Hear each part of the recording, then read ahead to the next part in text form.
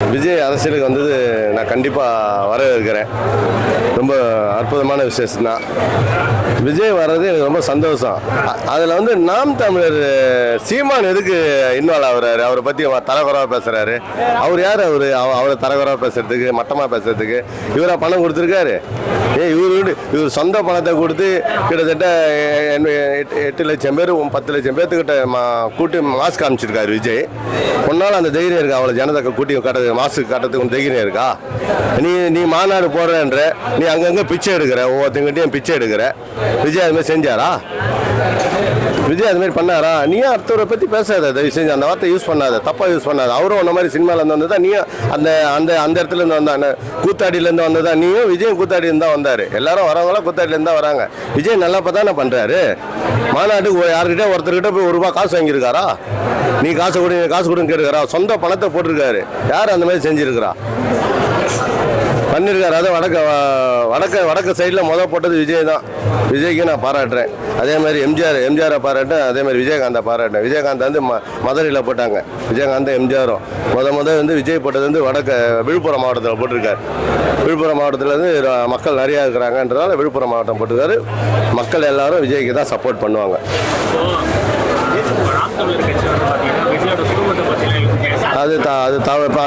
விஜய் திருப்பி பேசுறாருன்னா நீ தாங்க முடியுமா? பேசக்கூடாது. அவர் நாகரிகமான மனுஷன். அதனால விஜய் என்று நாகரிகமான மனுஷன்.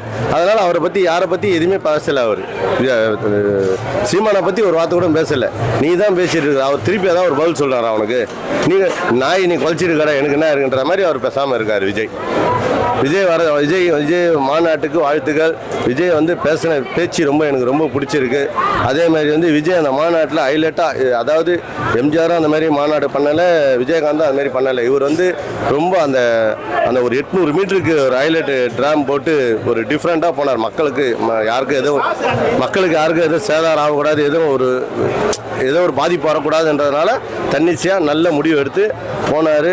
பக்கத்தில் தாய் தந்தையை கூப்பிட்டு உட்கார வைக்கல, மனைவியை கூப்பிட்டு உட்கார வைக்கல, மகனை கூப்பிட்டு உட்கார வைக்கல.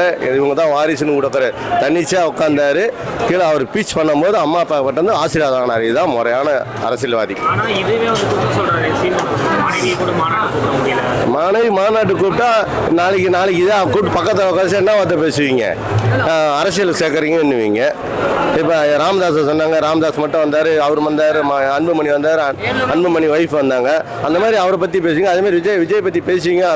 ஏன்னா அவரும் 40 வருஷம் பார்த்துட்டு இருக்காரு இல்லையா, ஒரு 30 வருஷம் அரசியலை பார்க்குறாருல்ல. அதனால இதெல்லாம் கூட தேவையில்லைன்னு அம்மா அப்பாவே தள்ளி உட்கார வச்சார். அவர் தான் மனுஷன். இன்னொரு விஷயம் பார்த்தீங்கன்னா, தொடர்ந்து நாம் தமிழர் வைக்கிற அரசியல் பார்த்தீங்கன்னா ஈழத்தமிழர்களை பொறுத்து விஜய் அவர்களுக்கு கொள்கை இல்லைன்றாங்க. நாம் தமிழர் 15 வருஷமா இங்கே ஆண்டிருக்காங்க. தமிழ்நாட்டில் அரசியல் பண்ணியிருக்காங்க. என்ன முன்னேற்றம் அடைஞ்சிருக்கு நீங்கள் பார்க்குறீங்க? என்ன முன்னேற்றம் அடைஞ்சிருக்காரு? 2% 3% ஓட்டு வாங்கி இப்போ 8% வாங்கியிருக்காரு. ஆனால் சீமானை வந்து ஆரம்பத்தில் எனக்கு ரொம்ப பிடிக்கும். கரெக்டாக பேசினார், கொண்டார், நல்லா இருந்தார். ஒரு 5 வருஷம் 4 வருஷம் ரொம்ப நல்லா இருந்தார். இப்போ வர ரொம்ப கீழ்த்தரமாக போகிறாரு, ரொம்ப கீழே போகிறார். இப்போ ஏன்னா வந்து வாடகை விடுனாரு, 1 லட்ச ரூபா வாடகைனாரு. இப்போ 3 லட்ச ரூபா விஜய் பின்னாடி 3 லட்ச ரூபாய்க்கு வாடகை இருக்காரு. அவர் பையன் எப்படி படிக்கிறாரு? பையன் வருஷத்துக்கு 25 லட்ச ரூபா 30 லட்ச ரூபா செலவு பண்ணிப்பார். எங்கே போகுது? 3 கார் எங்கேருந்து வந்திருக்கு? 3 காருக்கு எவ்வளோ இது சர்வீஸ் பண்ணால் எவ்வளோ வரும் ஒரு காருக்கு? அவர் வச்சுக்கிற ஹைலைட்டான காருக்கு சர்வீஸ், ஹைலைட்னா அவங்கள மாதிரி பெரிய பெரிய நடிகர்களை அவர் ஈக்குவலுக்கு வச்சிருக்காரு. அதுக்கே எவ்வளோ சர்வீஸுக்கு வரும்? அதெல்லாம் யோசனை பண்ணி பேசணுங்க தயவு செஞ்சு. வருமானம் எல்லாம் இருக்குதெல்லாம் மக்கள்கிட்ட. நம்ம எங்களை மாதிரி ஆளுகிட்ட நான்லாம் எவ்வளோ உண்டியில் போட்டேன். அந்த எம்எம்டிலாம் நான்லாம் எவ்வளோ காசு டொனேஷன் கொடுத்துருக்குறேன். இப்போ குடம் எடுத்து வந்து வசூல் பண்ணுவாங்க, மீட்டிங் போட்டாங்களாம். அதெல்லாம் 1000 தாள் இருக்கும்போது 1000 தாள்லாம் போட்டு 500 தாள்லாம் போட்டிருக்கிறேன். சரி, அவர் வரட்டும், நல்லது செய்யட்டும். அப்போ ஜெயலலிதா அம்மா இருக்கும்போதெல்லாம் நல்லது செய்யட்டும்ன்ற ஆசையில் தான் அதெல்லாம் செஞ்சோம் நம்ம. அவர் ஆரம்பத்தில் நல்லா இருந்தார் சீமான், ரொம்ப எந்த குறையும் சொல்லலை சீமான். இப்போ தான் அவருடைய நடவடிக்கை வந்து நல்லா இல்லை, சுத்தமாக நல்லா இல்லை. இதே மாதிரி போனார்னா அவர் வந்து 7% ஓட்டு வந்து 2% வந்துடும். அடுத்து 2026 2% வராரா இல்லையா பாருங்க. கண்டிப்பாக சொல்கிறேன், 2% ஓட்டு மேலே அவரால் வாங்கிறதுக்கு வாய்ப்பே இல்லை. அவர் கத்தி பேசுகிறாரு, கத்தி உரத்தி பேசுகிறாரு. மக்களை எங்கள் தாத்தா, என் காமராஜ் எங்கள் தாத்தான்றாரு, கலைஞர் எங்கள் அப்பான்றாரு. ஒவ்வொருத்தரும் எங்கள் தாத்தா அப்பா இப்படி பேரை சொல்லி அவரை ஊரத்தான் ஏமாத்துறாரு. ஆனால் அவர் சுயநலமாக இருக்கார். மக்களுக்கு நல்லது செய்யல, அவர் நல்லது செய்யல. ஆரம்பத்தில் நல்லா தான் செஞ்சார், மக்களுக்கோசம் பாடுபட்டார். இப்போ இல்லை. முதல் என்ன 10 வருஷத்துக்கு இந்த சீமான் இப்போ இல்லை. பிற கட்சிகளை வந்து ரொம்ப தரம் தாழ்ந்து பேசுறாரு இல்லையா? எல்லாம் அவரை பத்தி பேசினா ஏன் கோவப்படுறாரு?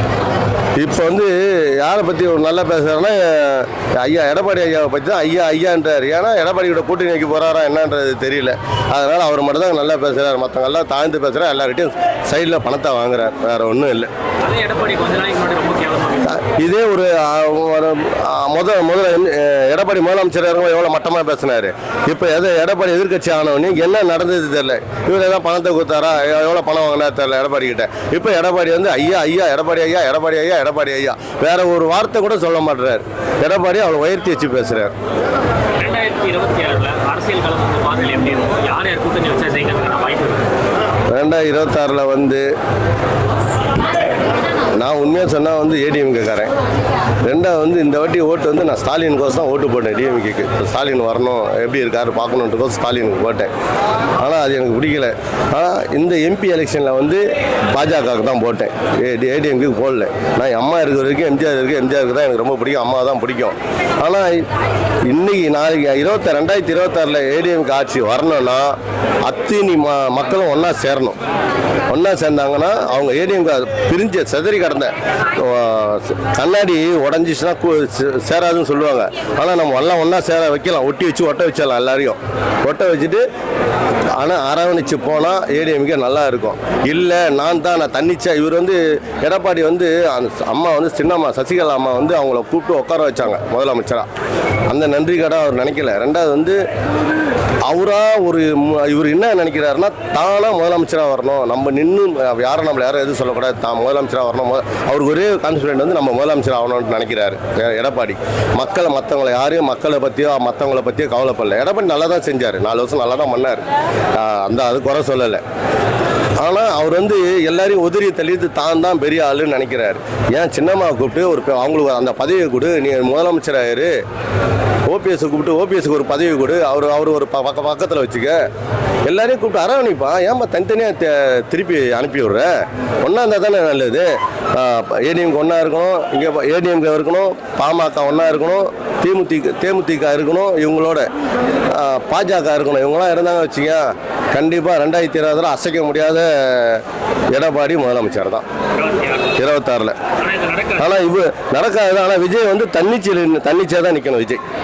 விஜய் வந்து எதனாலும் அவர் மெஜாரிட்டி காமிக்கணும். 2026 சீமானும் விஜய் நேருக்கு நேராக போதுனா யார் அதிக ஓட்டுகள் வாங்கணும்? முன்னாடி வந்து சீமான் வந்து ஓட்டு அதிகம் வாங்கினாரு. அப்போ விஜய் ரசிகர்லாம் அவருக்கு ஓட்டு போட்டாங்க.